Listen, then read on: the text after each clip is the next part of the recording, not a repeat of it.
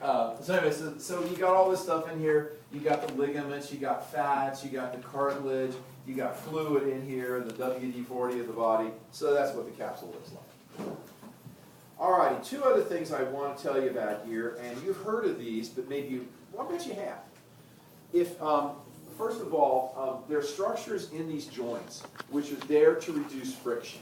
Because whenever you're moving, especially the shoulder, you got a lot of friction, potential friction. So we have these two little things. They're pretty cool. You'll see them in just a sec. Called bursa and tendon sheaths. Now, you've probably heard, maybe you've had it, of a condition. It's called bursitis, and it's typically associated with the shoulders. And it's like, oh man, my shoulders are so sore. You know, you go to the doc, my shoulders are really sore, doc. What? You know, the doc, well, what's going on?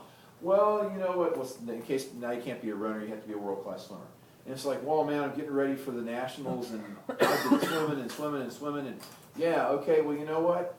It's aggravated. The little pillows in there that separate ligaments from bone and stuff like that, they're called bursa, and they get inflamed. It's called bursitis, right? So what do? Well, anti-inflammatories, ice, don't swim so much, right? They're there to reduce friction. The same with the tendon sheaths. You don't want just a tendon. So here's one you know. Up here on the humerus, there's this little intertrabecular groove, or sulcus, depending on what you want to call it. Well, what runs through here is the tendon for the biceps muscle. Well, you can't just have this tendon rubbing on bone. It's got to be wrapped with something like insulation, kind of like a little pillow. Well, those are the tendon sheaths. So let me show you this next picture, which is in your book, and I'll show you how this works. So check this one out. So here's the shoulder joint. We'll come back to this in just a second. But so what do we got here? We got this thing called the subcoracoid bursa. It's just a little pillow of fluid. It's like a little fluid-filled pillow, which is right here. So, you know, we don't get bone rubbing on bone. There's another one here. There's another one here. And if you overwork your shoulders, you can get these inflamed and sore. So you just have to rest them.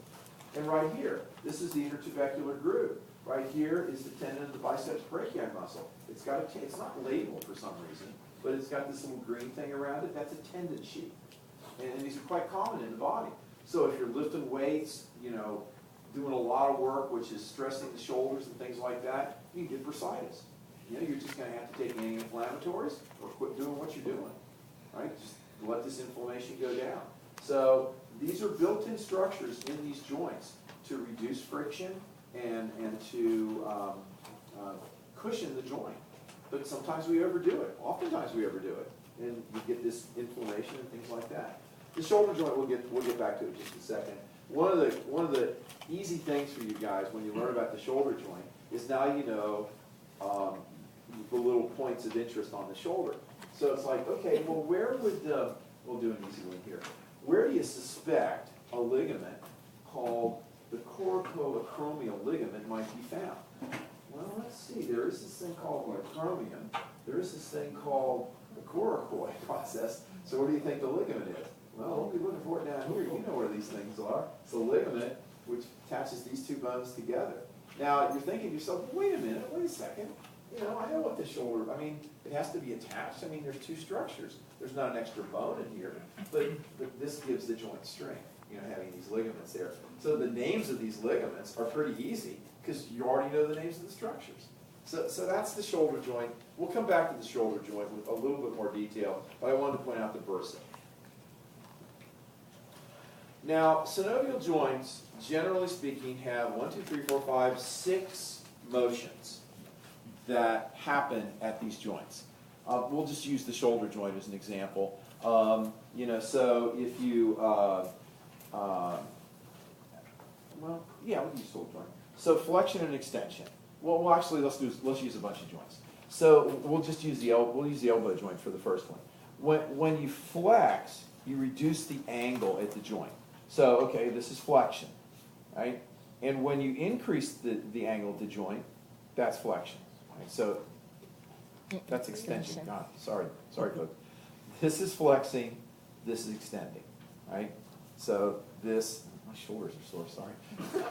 You know, you're flexing and you're extending. I've got creaky shoulders. Abduction and adduction. Abduction is when you move the limb away from the midline of the body. So we use the shoulder joint. So if we abduct here, we just move it away. You adduct it, you bring it back. All right, so that's simple. And then circumduction and rotation. This is going to be creaky. This is circumduction, all right, like this. You can feel that grinding in there. This is circumduction. You know, this is just kind of like going around in a big circle. And rotation is this. All right. Now you can do all the same movements at the hip. We'll get to them in just a second.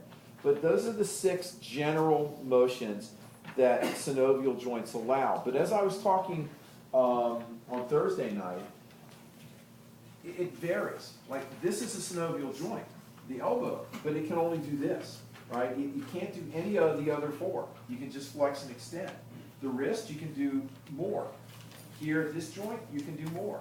This joint, you can only do a couple. So we'll go through these articulations to find out which of these motions you can do at these joints. You probably already know a lot of them. There's some on here which are going to be new to you. But these are the motions of the synovial joints. Flexion, extension, abduction, adduction, circumduction, and rotation. Now, well, this is just pictures from your book to show you what they are. It's no big deal. However, there's a bunch of special ones. And a lot of these, as you'll see here in just a second, are kind of related to the ankle and, and also to the arm as well. Eversion and inversion. Eversion and inversion is actually a motion. Well, there's a picture of it. I'll show you in just a second. I'll try to do it, but I'm not very good at it. Eversion and inversion are at the ankle. Right? So if you look at your foot and you kind of rotate it at the ankle so that the sole of your foot kind of goes in like that, that's inversion. Eversion is, I don't do this very well, is the other way. That hurts. Okay, so anyway, that's a motion. Inversion and eversion are at the ankle. Dorsiflexion and plantar flexion are also at the ankle, but instead of, I'll do it this way. Instead of going this way and this way, well, I guess I can't do it. What you do is at the ankle, you either, bring the sole of your foot up like this, or plantar flexion. I'm sorry, what did I say? Plantar flexion. Dorsiflexion is bringing it up, and plantar flexion is putting it down. Right? Yeah, exactly, like you're driving. Okay, so those are at the ankle. Protraction and retraction. Boy, this is a tough one. I mean, it's not tough, but the example I'm going to give you is kind of a weird one. It's at the TMJ joint. That's one place where you can do this. Protraction and retraction. Because, and this makes my jaw creak when I do this, but you can kind of, push out, and bring it back.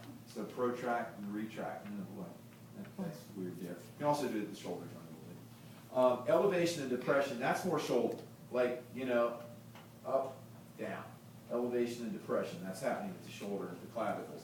And then supination and pronation is the easy one because that's here, right? At the